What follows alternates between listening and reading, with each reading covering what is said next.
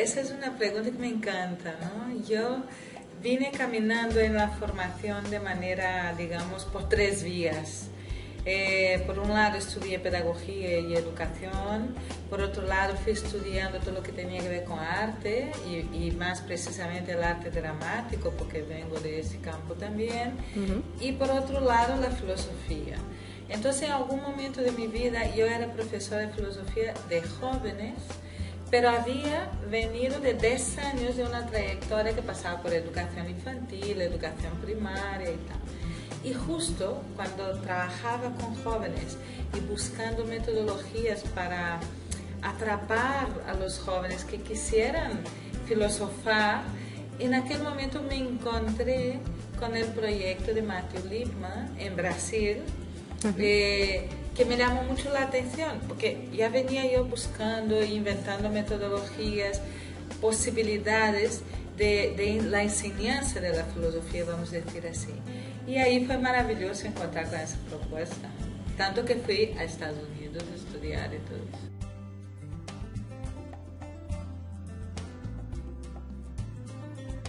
Pues mira, es una propuesta que une dos campos que parecen contradictorios, filosofía y niños, ¿no? Pero no, los niños tienen de inicio ya una actitud filosófica, vamos a decir así. ¿Qué sería esa actitud filosófica?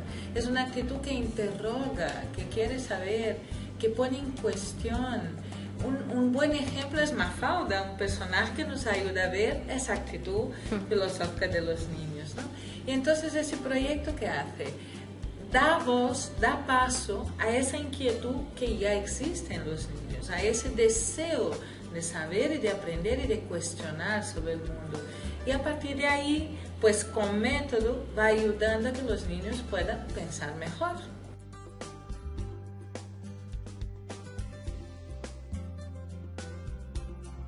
Bueno, ese es un proceso, ¿verdad? Cuando empiezan con la pregunta, no necesariamente han hecho todo el proceso de investigar las posibles respuestas. Entonces, lo que vemos a lo largo del proceso de ese trabajo es que los niños empiezan a hacer mejores preguntas, no solo preguntar, sino a saber preguntar mejor. Empiezan a tener más criterios para emitir un juicio y por lo tanto para encontrar más respuestas con más, digamos, con un tono más crítico y más estructurado. Y a la vez vemos que los niños también van siendo capaces de ampliar su repertorio de ideas, bien como de empezar a conectar sus ideas con sus acciones. Es decir, el pensamiento del niño va quedando mejor en ese sentido crítico, creativo y ético.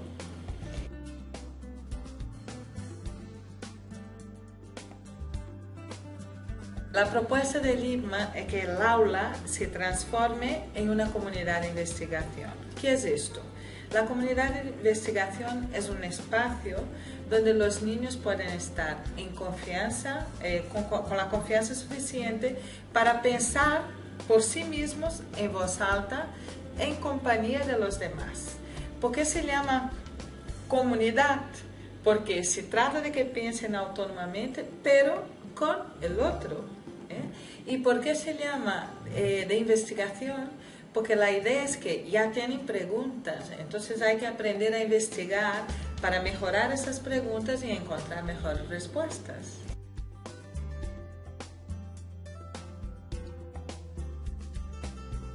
Seguramente la metodología tiene que ser participativa, porque un niño no puede estar pasivo, si es para pensar por sí mismo, tiene que participar. Esa metodología necesita ser dialógica, porque el encuentro con el otro siempre hace con que yo piense mejor, porque el otro no soy yo, piensa diferente de mí.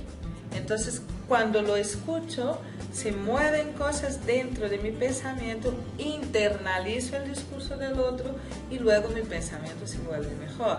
Entonces, participativo, dialógico y vivencial.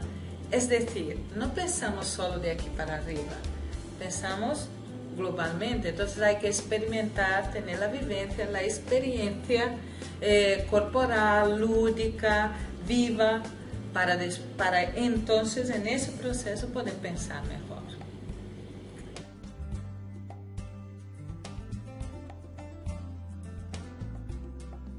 La primera cosa que pienso es que hay que aprender desde la práctica metodológica, es decir, desde cómo hago para que mi aula sea una comunidad de investigación, cuáles son las pautas, cuáles son las reglas del juego, del diálogo, de qué manera voy a involucrar los niños que son más silenciosos, tranquilizar a aquellos que hablan demasiado, cómo voy a proporcionar que ese encuentro de las voces de las mentes de los niños puedan producir pensamientos mejores. Entonces seguramente los profesores y profesoras, las maestras, tenemos que nosotras mismas formar parte de comunidades de diálogo entre nuestros iguales y a partir de ahí sí ir profundizando.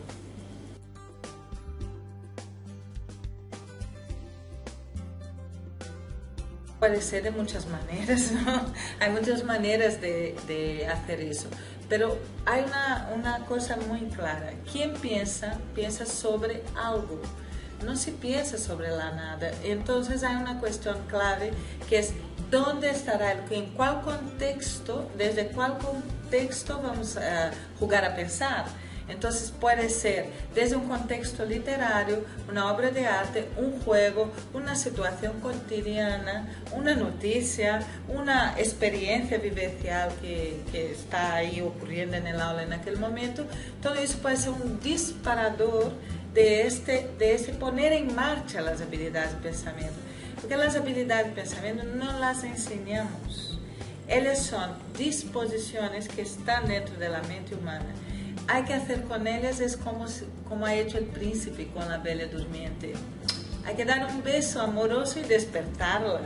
Entonces, ¿cómo se besa amorosamente a la mente para que se despierte? Pues haciendo preguntas, estimulando, creando el ambiente que haga con que ese pensamiento esté vivo y dinámico.